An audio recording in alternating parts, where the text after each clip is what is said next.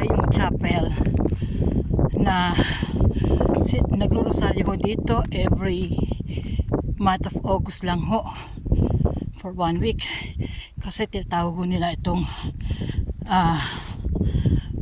Madonna de la Nieve dahil nagmirakulo ho kasi ito year 1950.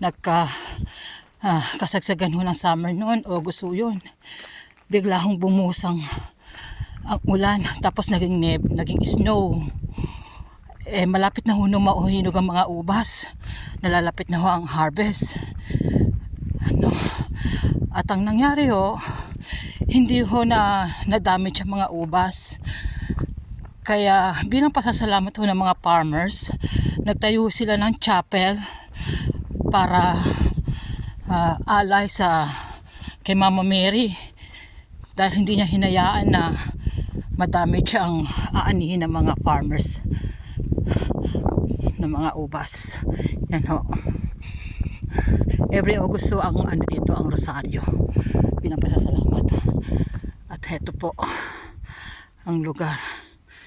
Napakagandang lugar. Kung appreciate nyo ang countryside, maa-amaze ho kayo dito sa lugar na ito. Fresh air, hindi polluted, at tahimik. Mas gusto ko dito. Malayo nga lang ho kami sa dagat. Siguro mga 2 hours ang distance namin. Pero, yun na ho namin kailangan yun. Total. Tsaka isa pa ho, mga tao, mga rami naman po mga sasakyan dito. May kanya-kanya mga sasakyan kahit di naman problema papunta doon.